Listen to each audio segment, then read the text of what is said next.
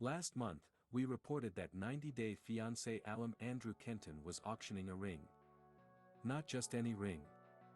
The engagement ring that he had gotten Amira Lollysa to mail back to him after their split. He offered people the chance to own a small piece of 90-day fiancé history.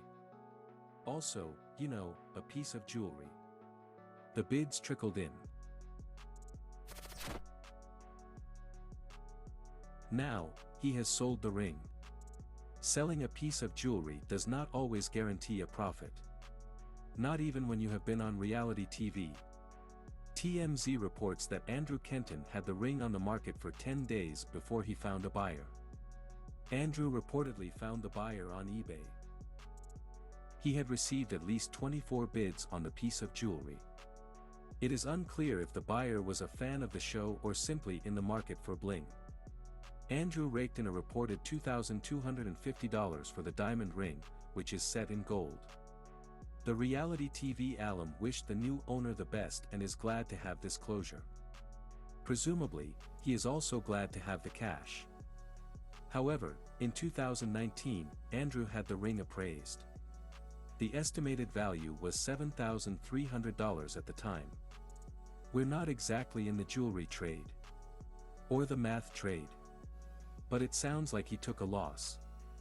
Amira famously had a number of alterations on the piece of jewelry after Andrew proposed in Vegas. Having custom alterations on a piece of jewelry can tailor it to taste. It can even make it more comfortable.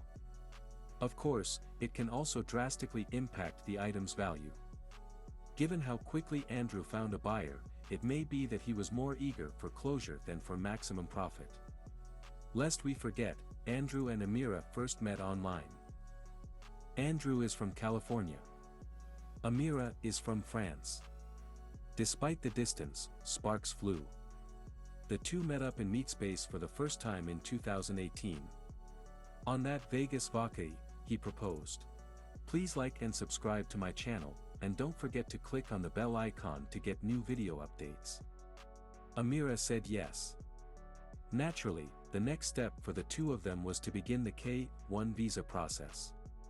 Between red tape and fees, this is a time-consuming and expensive process. It was only in March of 2020 that Andrew received Amira's K-1 visa. With this, the 90-day visa countdown began. Obviously, this was the same month when COVID-19 reached global pandemic status. They had two choices: to wait, possibly years, or to find a way, anyway, to be together despite a too late travel ban on Europe. Andrew was very much in favor of the latter. This is how Amira found herself on a flight to Puerto Vallarta, Mexico. The plan was for the two of them to meet up in a mostly vacant hotel and have a sexy vacation together. Once the self-quarantine period was over, they would enter the United States that way. The best laid plans of mice and men often go awry.